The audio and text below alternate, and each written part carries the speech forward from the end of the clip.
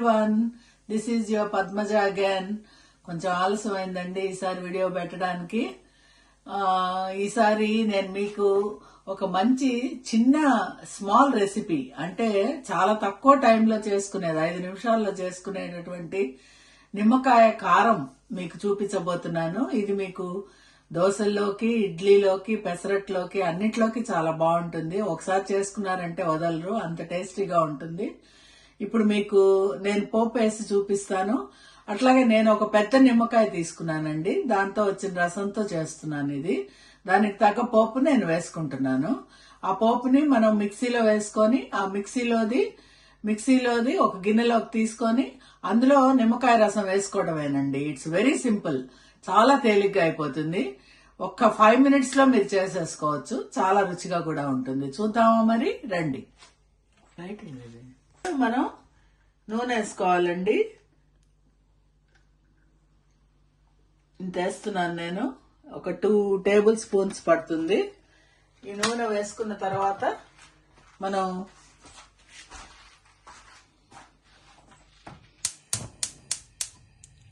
పొయ్యి వెలిగించుకొని తర్వాత ఒక్కొక్క ఇంగ్రీడియంట్ వేసుకోవాలండి. నేను వేసి చూపించేస్తాను మీకు. ఉద్దిపప్పు ఇన్ని వేస్తున్నాను, తర్వాత శనగపప్పు కొంచెం ఎక్కువ వేసుకోండి, బాగుంటుంది. తర్వాత మెంతులు కొంచెం,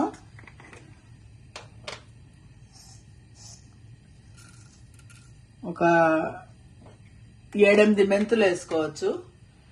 తర్వాత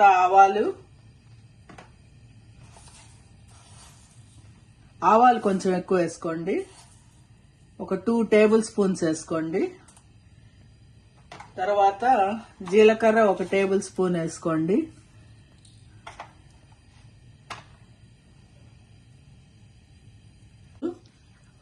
ధనియాల పొడి వేసుకోండి, మెంతి పొడి కాదు, ధనియాల పొడి వేసుకోండి. ఇప్పుడైనా వేసుకోవచ్చు, మళ్ళీ అయినా వేసుకోవచ్చు. అట్లాగే పసుపు కూడా అండి, మీరు మిక్సీలో వేసేటప్పుడైనా వేసుకోవచ్చు, ఇప్పుడైనా వేసేసుకోవచ్చు. నేను అన్ని ఇప్పుడే వేసేస్తాను మామూలుగా. ఉప్పు మాత్రం జస్ట్ వేసేట ముందు వేసుకుంటే సరిపోతుంది. ఇప్పుడు దీన్ని కొంచెం సేపు మనం వేడెక్కే వరకు, ఎర్రబడే వరకు చేసుకుంటే తర్వాత ఎండుమిర్చి వేసుకోవచ్చు. కొంచెం ఎర్రబడిన తర్వాత ఎండుమిర్చి వేసుకుంటే, ఎందుకంటే ఎండుమిర్చికి ఎక్కువ టైం పట్టదండి. ఇది భలే టేస్టీగా ఉంటుందండి. It's very good also.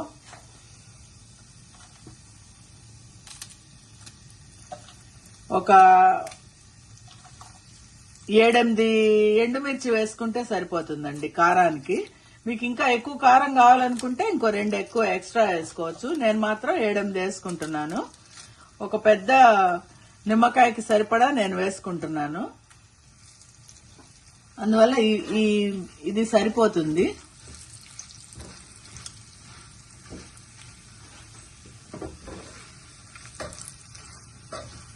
అంతే అండి, పోపు వేసుకోవడం, మిక్సీలో వేసుకోవడం, ఇందులో నిమ్మరసం పిండుకోవడం, భలే ఉంటుంది అసలు, భలే టేస్టీగా అండి.